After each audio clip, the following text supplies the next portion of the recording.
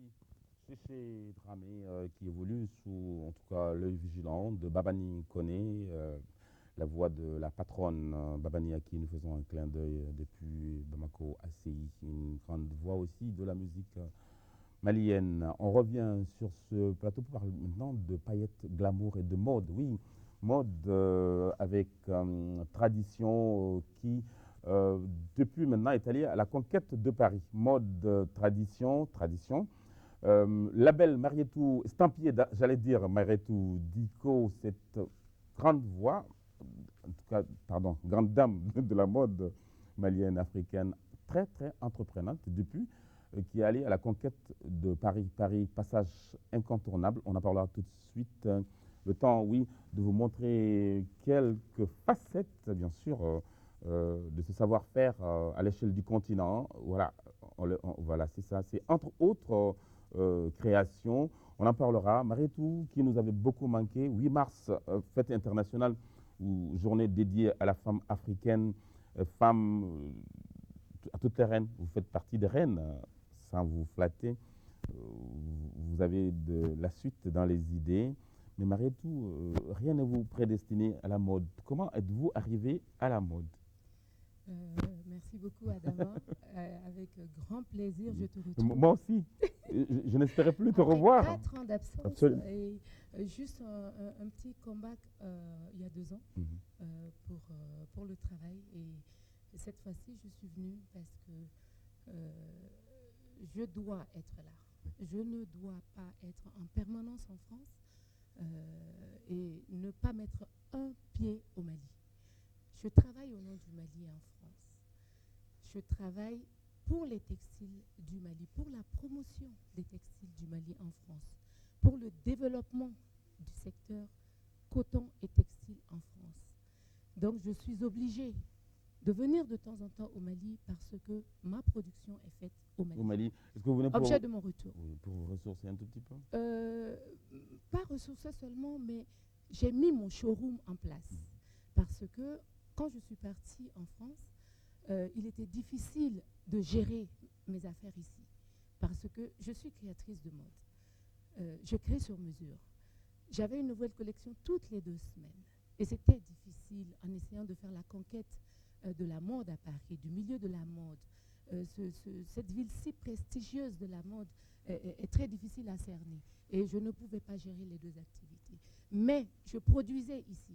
J'ai conservé mes ouvriers, j'ai conservé mes machines et j'étais aidée, épaulée par ma famille et mes amis. Et tous mes vêtements sont toujours faits, ont toujours été faits au Vous voulez Mali. dire que la production partait de Bamako pour Paris? Oui, et c'est comme ça que ça a toujours marché parce que mon étoffe de base, mes étoffes de base, sont à base de textiles du Mali. Le bazin, qui est travaillé de façon artisanale par les teinturières et quelques teinturiers, est aussi dans ma collection. Donc, les pains de Gon, les pains de Caille, les pains de Tombouctou, Le les combat tissages de fini, comme Tombouctou, on dit. bien C'est sûr, ça. les pains de Mopti, les pains de Ségou, les pains de chez moi de Caille étaient à l'honneur. Où est-ce qu'on les prend? Ce n'est qu'au Mali. Je fais la promotion du Mali, je travaille dans les étoffes du Mali et je ne pouvais que produire au Mali. J'ai toujours refusé de produire en France. Je produis ici parce que c'est ici chez moi et que c'est ici que je dois aider au développement du secteur du coton et de la mode et surtout des textiles. La mode, je disais, Paris prestigieux, Paris passage incontournable, passage obligé aussi. Comment êtes-vous parvenu à vous frayer un passage parmi tant de célébrités, parmi tant c'est extraordinaire. Pourtant, vous êtes parvenu à imposer votre style. Oui, Adama, vous savez, il faut en vouloir. Il faut en vouloir et quand on a une passion, il faut aller à la recherche de tout ce qui peut assouvir votre passion. Vous m'avez posé une première question à laquelle je n'ai pas répondu, je m'en excuse. Je suis venue dans la mode, moi, par pure passion. Ma mère ne nous a jamais envoyés chez les tailleurs. C'est elle qui sait broder, qui sait coudre, qui sait tricoter, qui faisait nos habits à la maison. Et moi, j'étais tout le temps collée à maman. Et elle me laissait, parce qu'elle voulait que je la laisse tranquille un peu, elle me laissait couper pour mes poupées. Elle me laissait d'abord tourner la machine Singer qui est à l'âge de mon petit frère. qui est toujours à la maison. Et c'est comme ça que j'ai appris l'amour du métier, de la mode. La passion pour la mode est née de là, en voyant ma mère Vous travailler avez à la été un peu machine. élevé dans ça. J'ai été élevée dans ça, j'ai été élevée avec une machine à la maison, avec maman, et qui était tout le temps à la machine quand elle n'avait pas autre chose à faire. Elle était fonctionnaire, mais la mode, c'était sa passion aussi, mais pas en professionnel. Et après, les études étant obligatoires, je ne pouvais pas me permettre d'aller que vers la mode. Mais j'ai continué en sourdine à dessiner, à amener des habits chez mon tailleur préféré, qui est toujours mon tailleur. Et ça fait 20 ans qu'on travaille ensemble. Et lui, j'amenais mes dessins et puis il faisait mes vêtements. Donc c'est comme ça que j'ai commencé dans la mode. Pour Paris maintenant. Paris est un passage obligé pour le prestige. Je ne suis plus très jeune, j'ai 40 ans passés. J'ai commencé dans la mode après avoir été fonctionnaire pendant plus de 20 ans. Parce que j'ai commencé à travailler très tôt, à l'âge de 18 ans. Et je me suis dit non, maintenant, il faudrait faire la conquête de l'Occident. Je suis binationale, mon grand-père est français. C'était très facile pour moi d'aller en France. J'y partais pendant les vacances et je sillonnais les boutiques. Les autres sortaient le soir, mais moi, je faisais les boutiques dans la journée et claquais, je ne pouvais plus sortir. Est-ce qu'en posant les valises à Paris, pour vous, c'était pas évident? C'était pas évident, je vous assure que Paris, c'est incroyable. Paris, c'est un monde où on se perd tout de suite. On a l'impression qu'on n'y est jamais venu quand on vient s'installer. Je vous ai vu une fois à la tâche, j'ai eu peur. Il s'agissait de garer la voiture, prendre le métro. Encore, on peut rouler avec sa voiture à Paris. Non, Paris, non, c'est pas dur. Paris c'est une autre Voilà, vie. on gare le véhicule, on revient à 20h, reprendre le véhicule, partir à la maison, Oui. métro, boulot, dodo. Et c'est incroyable. C'est incroyable. Mais vous êtes parvenu quand même à imposer ce style-là, tradition. Bien sûr. Et vous savez, Paris est le lieu aussi. Paris est difficile. Mais Paris, C'est est, les deux le, extrêmes, Paris est le lieu où il y a la solidarité africaine. Il y a la solidarité de la presse black. Mais surtout, il y a la solidarité de ceux qui nous représentent ici, de l'ambassade du Mali, qui m'a soutenu, qui m'a convié aux événements où le Mali devait être Justement, présent. j'allais en venir avec un palmarès extraordinaire. Chaque fois que le Mali est sur scène, je ne parle pas de ce fleuve, la Seine qui coule, qui traverse Paris, mais chaque fois que le Mali est sur scène, en tout cas ces 4 dernières années, grâce au ministère de l'Artisanat et du Tourisme, vous êtes là. Vous n'avez manqué aucun rendez-vous, grand rendez-vous en tout cas, qui s'est déroulé à Paris. C'est vrai, Adama.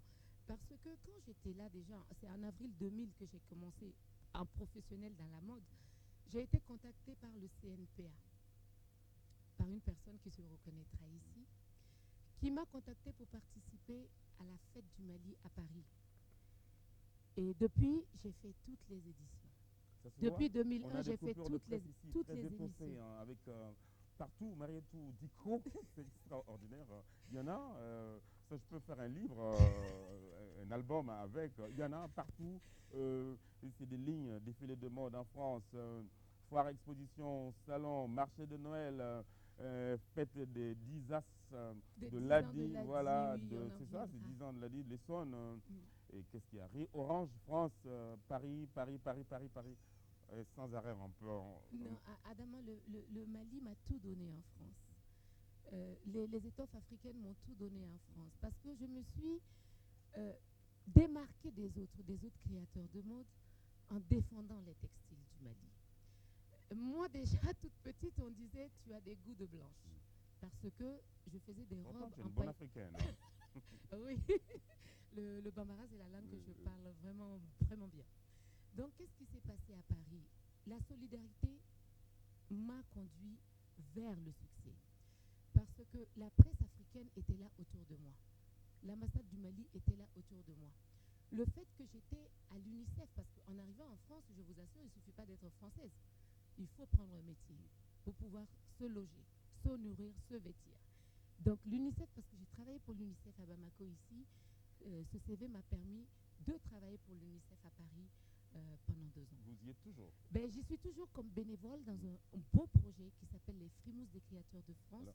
Je suis la seule africaine, la seule malienne associée au projet vraiment et qui a eu l'honneur d'avoir la confiance de l'UNICEF en mettant en proposant d'abord les frimouses des créateurs de France, le Mali à l'honneur en 2004 et en 2006, j'ai participé aussi avec des poupées qui se sont vendues la première année à 1200 euros et la deuxième année à 1000 euros. Avec les... Ah non, c'est pour l'UNICEF, c'est pour vacciner les enfants. Ouais, d'accord. Les profits vont par excusez-moi, l'UNICEF. Je ne suis pas du tout autant riche. pour moi. Je confonds. Autant pour moi. Alors, vous avez participé à plusieurs événements très célèbres. Vous avez habillé aussi des célébrités, des émissions de la question pour un champion. 20 personnes et champion du Mali habillés, tradition. Malgré tout, c'est un parcours, en tout cas, un excellent parcours, exceptionnel aussi. Vous avez habillé Gimba, Manu Dibango, et moi aussi cet après-midi dans cette émission. Vous pouvez ajouter mon nom hein, sur la... Merci beaucoup. Est-ce que vous avez des projets pour 2007 Oui, j'ai des projets pour 2007. Le premier projet est là. C'est mettre à la disposition de toutes les personnes qui aiment porter tradition mode africaine. Toutes les personnes qui m'ont soutenu ici à Bamako à mes débuts. En tout cas, je vais me lever. Hein. Vous allez peut-être toutes voir les personnes qui comment... m'ont soutenu en France voilà, et qui continuent à me soutenir. Un petit bidon qui commence à fausser. Fais bouger la caméra parce que moi, on ne me voit pas. C'est Marotte qu'on voit. Voilà, c'est ça. C'est ça. Comme ça, voilà, super. Très bien. Qui avec du tissu importé. Voilà. Donc, tu peux te lever là, on va voir un peu la robe que tu as. Tu vas te lever. La robe que j'ai super, est en pain tissé. En pain tissé, tourne un tout petit peu. On fait un défilé de monde en direct sur le plateau Samedi Loisirs, c'est super. Hein. Ça se limite à ça, hein. D'accord. Oui. Bon. Nous devons faire la promotion de nos tissus. De nos tissus. Ça se vend bien Ça se vend très bien. Raison pour laquelle j'installe le showroom ici. Parce que tout le monde me demande pourquoi vos vêtements par email, pourquoi vos vêtements ne sont pas au Mali. Il y a beaucoup de gens qui travaillent pour les coopérations ici, des étrangers qui vivent chez nous et qui ont besoin d'avoir nos vêtements. Il y a aussi mon ancienne clientèle qui me dit les vêtements ne sont plus à Bamako. Pour quelle raison? Tu nous manques beaucoup. Voilà, enfin, tu es de retour avec ton label, ses traditions, le contact ici à Bamako. Le contact ici, c'est la personne qui gère. Le showroom. Le showroom, qui est propriétaire du showroom en fait. Moi, je dessine, je mets en place, je lui mets à sa disposition tout ce que je crée. Elle s'appelle Madame Doumbia Bintoudiko. Elle est à Sogoniko, rue 102, porte 296. Et son téléphone, c'est le 673 66 05. Nous avons un email, rietou@yahoo.fr. Et nous avons un site. Yahoo.fr. Donc voilà, tout est bien qui finit bien avec ce beau défilé de mode en direct sur Samedi Loisirs. Voilà. Et puis tout à l'heure, on va aller à la rencontre de la nouvelle génération ici avec le patron de Badjourou Production, la génération montante, nouvelle génération. À ce que je sache, c'est la même chose. Hein. Bon, le fait de dire que c'est pas grave du tout. Marietou, un dernier mot avant de nous quitter. Un projet pour 2007, on l'a dit, un défilé de mode. Oui, je prévois de faire les frimousses des créateurs du Mali à Bamako. Que l'édition commence à Bamako avant de livrer les poupées à l'UNICEF à Paris. Et aussi, j'ai en tête de contacter les usines qui produisent les étoffes, les imprimés chez nous, qui sont en train de se faire massacrer par les usines en Hollande, pour essayer d'établir un partenariat qui soit présent dans les grands salons. Avec eux, je peux faire le prêt-à-porter. Parce que ce que je fais maintenant est du luxe, est unique et personnalisé. Nous pouvons à Paris faire la conquête de Paris. Nous pouvons être beaucoup plus présents à Paris. Et je dis merci au ministère de l'Artisanat et du Tourisme du Mali qui me permet de participer à toutes les éditions et à faire la promotion du Mali en France. Merci beaucoup Marietou Diko, avec voilà, le style tradition, un très beau style d'ailleurs, qui habille. Désormais, va falloir peut-être demander ça à Sidiki Konaté. Grâce à vous, tous les animateurs en tout cas de cette chaîne s'habilleront dans le label tradition. Merci beaucoup. Merci beaucoup Adama. Au revoir. Salut, ça fait plaisir. Hein. Bon, la musique reprend ses droits tout de suite. À très bientôt. Ah bon? Ça fait...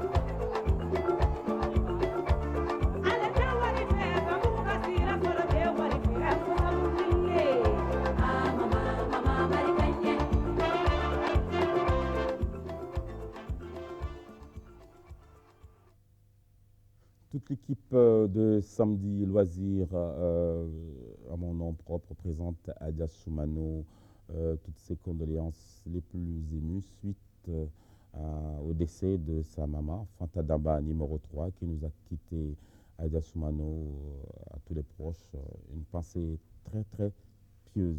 Cela dit, on revient sur ce plateau pour aller tout de suite à la rencontre de la génération montante. C'est une génération, une partie de cette génération en tout cas, à l'occasion du 8 mars, grâce à Badjourou Productions, qui va se produire ce soir à partir de 21h au Palais de la Culture. Show, voilà, en perspective. Un grand show, voyez-vous, une partie de cette génération